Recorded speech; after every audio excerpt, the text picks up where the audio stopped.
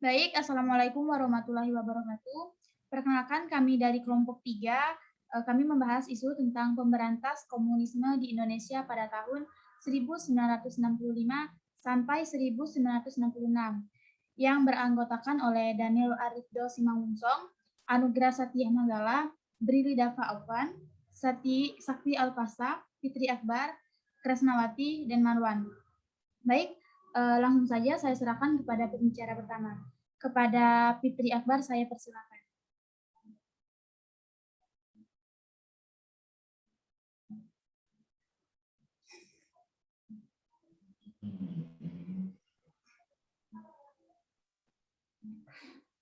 Itu saja ya.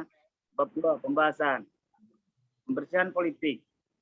Awal pembentukan Partai Komunis PKI adalah gerakan buruh di Indonesia dengan paham Marxisme PKI didirikan pada tanggal 23 Mei 1920. Bukanlah sebagai sesuatu yang kebetulan, tetapi sesuatu yang objektif. Partai Komunis Indonesia adalah salah satu partai politik di Indonesia yang telah bubar. PKI adalah partai komunis non penguasa tersebar di dunia setelah Uni Soviet dan Tiongkok, yang pada akhirnya dihancurkan pada tanggal 1965 dan dinyatakan sebagai partai terlarang. Nama ini pertama kali menjadi nama sebutan Partai Komunis Indonesia atau PKI pada tahun 1924. Awal terbentuknya PKI berasal dari sebuah organisasi bernama Indische Sosial Demokratis atau SDP, di mana SDP ini didirikan oleh seorang kaum sosialis Hindia Belanda yang bernama Hen Snetvliet pada tahun 1914. Misi yang dimiliki Snetvliet yaitu ingin mengancam paham komunisme terhadap perjuangan bangsa Indonesia.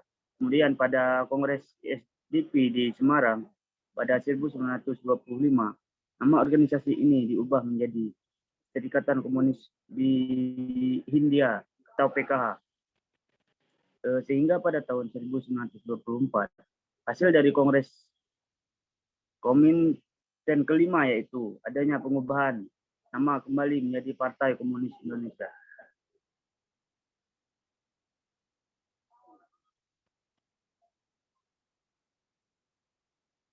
B. Sebab yang memicu terjadinya pembersihan politik.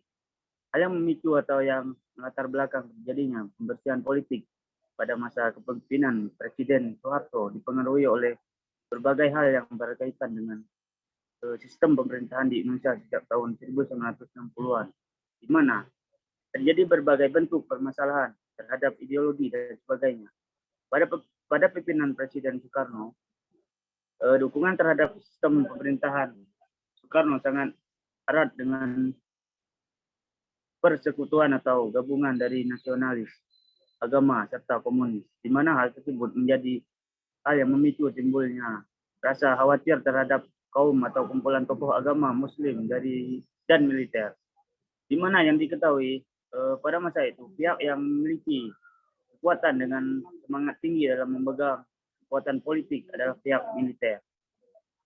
Pihak ini dianggap sebagai pihak yang lebih berhasil memberikan pengaruh dalam politik Indonesia pada tahun 1950-an saat perlunya menghancurkan sejumlah pemberontakan yang mengancam kesatuan Indonesia. Baiklah, selanjutnya akan dijelaskan oleh Daniel. Kepada Daniel, saya persilakan.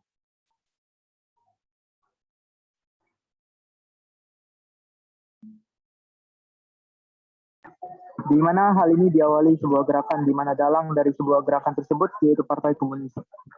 Di mana gerakan tersebut yaitu perebutan kekuasaan oleh yang dilakukan PKI yang ingin mengambil alih pemerintahan Indonesia. Dalam hal ini terjadi sebuah pertentangan di antara kepemimpinan di mana yang terlibat sebagai kepemimpinan dalam hal ini yaitu Soekarno sebagai presiden di masa itu dan Soeharto sebagai kepala jenderal yang menjalankan pemerintahan secara rutin.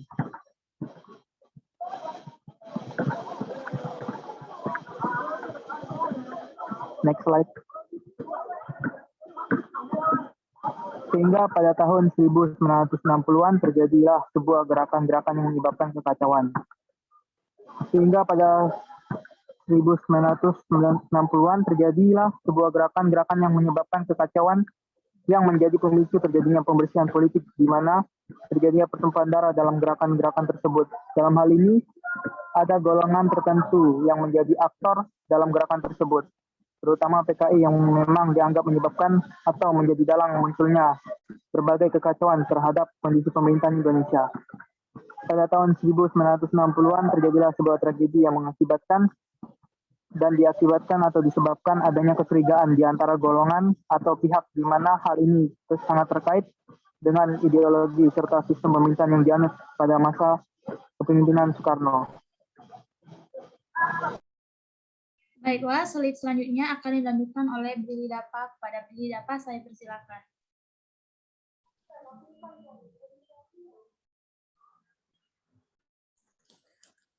Bentuk gerakan yang dilakukan yang bertujuan demi kemajuan suatu negara merupakan suatu hal yang baik jika memiliki niat kesatuan dan persatuan yang tujuannya untuk memajukan suatu negara.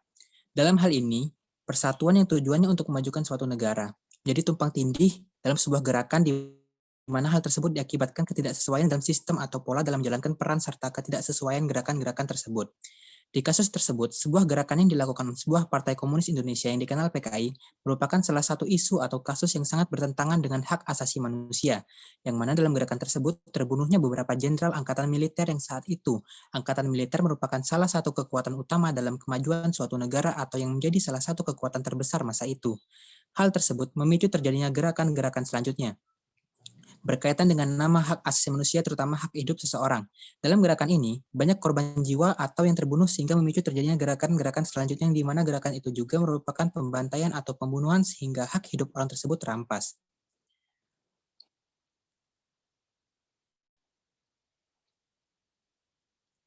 Hal yang dapat dikaitkan lagi sebagai kasus pelanggaran hak asasi manusia, selain pembunuhan terhadap beberapa jenderal pada masa itu, hal tersebut dilanjutkan kembali dengan gerakan pembunuhan terhadap setiap orang yang dianggap bersekutu atau aliran komunis. Hal tersebut tentu saja menjadi kasus di mana sebuah tindakan yang bertentangan dengan hak asasi manusia, bahkan dalam keadaan sebuah tuduhan, bahkan melibatkan terbunuhnya seseorang dalam hal tersebut. Pembersihan atau pembubaran PKI yang dianggap sebagai partai terlarang dengan melakukan pembunuhan terhadap setiap orang yang dianggap sebagai tersangka yang terlibat dengan partai komunis. Dalam hal ini, gerakan-gerakan tersebut merupakan hal yang ketika kita kaji lebih jauh, merupakan sebuah bentuk gerakan yang memang sangat bertentangan atau melanggar hak hidup seseorang. Baik, slide selanjutnya akan dilanjutkan oleh Anugrah Satya Manggala. Kepada Anugrah Satya Manggala, saya persilakan. Baiklah, selanjutnya peristiwa 1965. Peristiwa 1965 menjadi salah satu kenangan buruk di Indonesia di tahun tersebut.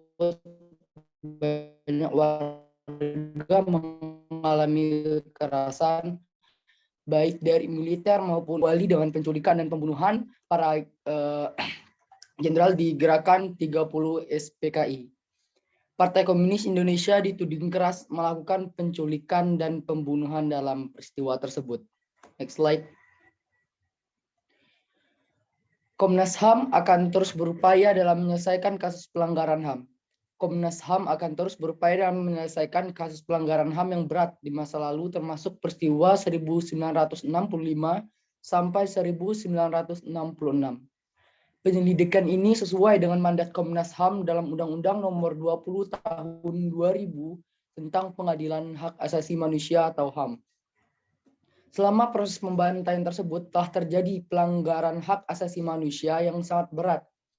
Hal ini diungkapkan melalui laporan dari korban dan keluarga korban. Peristiwa 1965 sampai 1966 polanya antara lain pembunuhan, pemusnahan, perbudakan, pengusiran, dan pemindahan penduduk secara paksa. Baik, slide selanjutnya akan dijelaskan oleh Marwan. Pada Marwan, saya persilakan. Oke, selanjutnya mengenai pembantaian pada Oktober 1965. Pembantaian dimulai pada Oktober 1965 di Jakarta, kemudian dilanjutkan di wilayah Jawa Tengah, Jawa Timur, dan Bali. Pembantaian berskala lebih kecil pun dilakukan di pulau lainnya. seperti Sumatera. Pertumpahan darah paling parah terjadi di Jawa Tengah dan Aceh. Eksekusi langsung dilakukan oleh pihak militer terhadap petinggi-petinggi PKI. Pada pembantaian ini, tidak hanya dilakukan oleh Angkatan Darat saja. Di waktu itu, Angkatan Darat benar-benar mengorbankan api kebencian terhadap komunis, sehingga menyulut semangat penduduk lokal untuk memburu orang yang diduga komunis.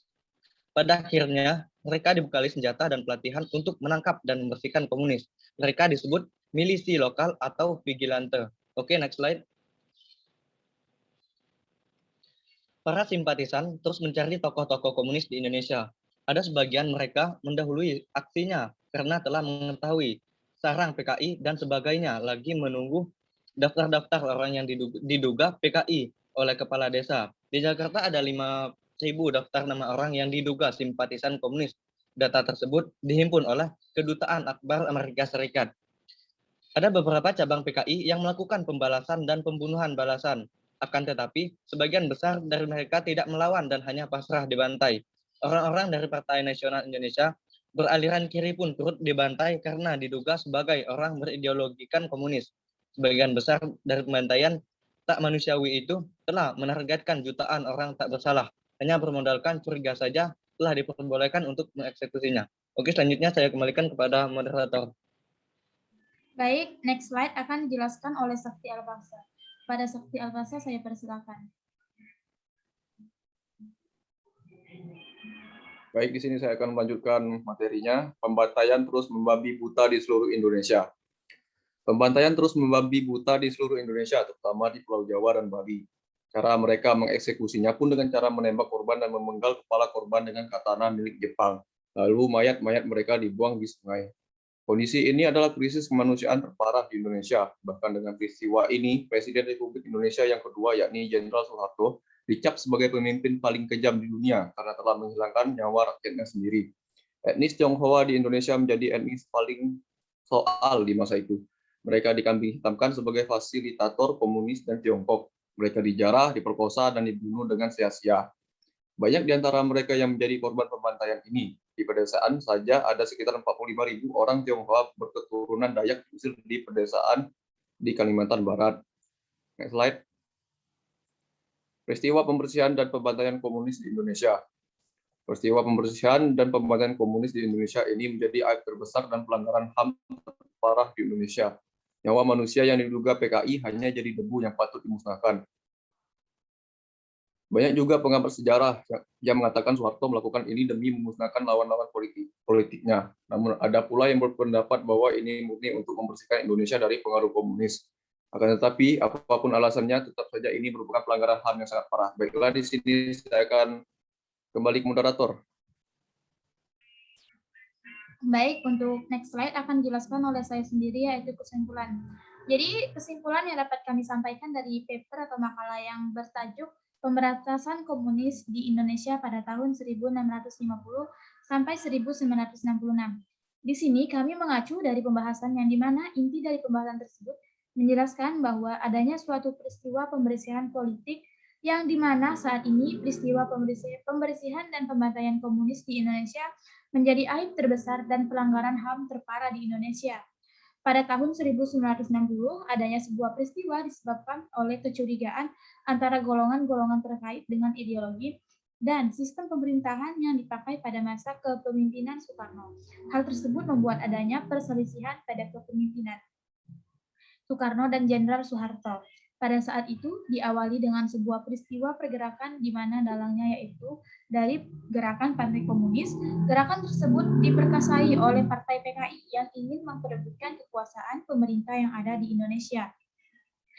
Mengayal tentang kasus pelanggaran HAM pada 1960 sampai 1666, beserta dengan peristiwa pembasmian antek-antek PKI pada saat itu, bahwa Komnas HAM melalui tim ad hoc penyelidikan pelanggaran hak asasi manusia yang terberat pada peristiwa 1965 sampai 1966 telah menyelesaikan penyelidikan pro justisiasi. Peristiwa tersebut telah diputuskan sebagai crime against humanity, kejahatan terhadap manusia. Wipes berat unsur berskala luas, sistematis, dan telah ditentukan pada kasus peristiwa 1960 sampai 1966. Pada saat proses penyelidikan prostitusi, Komnas HAM memegang teguh atas dasar Undang-Undang Nomor 26 Tahun 2000 tentang Pengadilan Hak Asasi Manusia dan Kitab Undang-Undang Hukum Pidana. Kejaksaan Agung telah memberikan arahan tentang kelengkapan berkas Komnas HAM. Komnas HAM juga meminta Kejaksaan Agung ikut turut membantu menyelesaikan permasalahan HAM yang sangat berat pada tahun ini.